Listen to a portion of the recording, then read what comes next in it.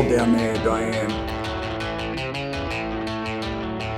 There's gold down there. You're like their number one favorite guy. Because you won them cash.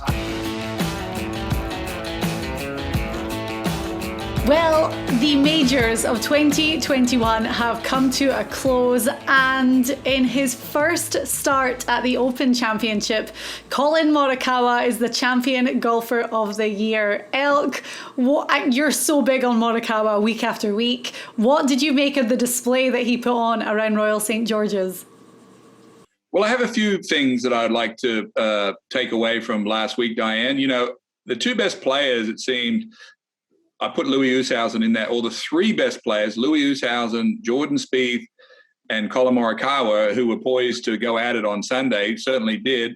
Louis, unfortunately, couldn't find that form that he'd had the last 3 days, and that was a shame. But Morikawa just played better. But what I enjoyed last week, Diane, was it wasn't all about distance. And this course is an ancient course. I'm going to get it wrong. It's a couple of 100 years old. None of these big hitters. We weren't watching players try to hit the ball far off the tee. We're watching Collin Morikawa just thread these shots between all these bunkers with a 3-wood. We saw Jordan Spieth hitting a big high cut shot. Well, maybe that doesn't work in the US because he would give up so much distance with that shot. But over there, Diane, it works. And quite honestly, I know that's your favorite tournament and that's where you're from. That course doesn't show up very good on TV. It's sort of hard to tell. I know it's tricky. I've played it. I know there's a lot of undulation, but it looks pretty mundane on TV. But the story obviously became, could Collin Morikawa just keep threading it between these nasty bunkers and just doing what he did all day? It's really interesting you say that, because that was my biggest takeaway, is that, you know, obviously at the start of the week, we dive so much into the course and I was expecting it to look so dramatic on TV. The scores were lower than we typically see to kick off the Open Championship. But you're right, I don't think the undulation came across. I agree with you 100% in that it didn't look as dramatic as I expected it to look.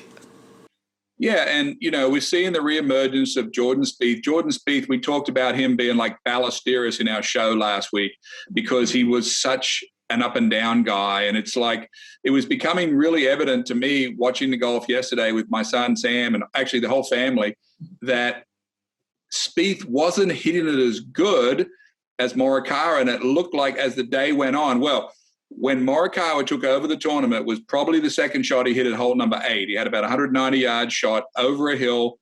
He just birdied 7. Louis made a mess of 7 out of the greenside bunker. There was a 2-shot swing. And on 8, Morikawa stood in the 8th fairway for the first time, leading the golf tournament outright on a weekend. And he hit a 7-iron in there and made birdie, and then birdied the 9th. And that was it. It was from then on, it was whether or not he could hit it straight. I personally enjoyed watching these guys try to hit it straight and not far, because we knew if they got offline into the big stuff, then it was going to be an automatic bogey. So from a perspective of what's been going on with the golf, I thought the golf course handled itself really well. The Open Championship never disappoints, and the best player won the tournament. And as I said at the start, that was Morikawa's first appearance at the Open Championship. He'd played the Scottish Open the week before. He credits that with a lot of his play and understanding of the course and how to play links golf. He put a new set of irons in the bag. I mean, we know that he's such an elite iron player, and that was on full display. But his putter, and we had gone back to this as well because he's been experimenting with the claw grip, and he seesaws between the two. So it's very interesting to watch that, but his putting, especially coming down the stretch on Sunday, was just flawless. I mean, that guy played flawless golf. For someone of his age, it's such mature, classic golf. Yes. You know, we all saw that the greens are medium paced. We talked about that. That's a traditional setup in the Open. They get ready for big wind. We never saw the wind last week. It was difficult for a lot of players to hit the ball firm enough to get the putts in. Morikawa on 14, who hit that ball below the hill. He had a 25-footer up over the hill. And I told Sam, I said, look, he's going to 2-putt this, and it's going to be on. You know, it's going to be tight for the last 3 holes. And nope, he made that putt up over the hill. He had the speed down. Yes, very mature player.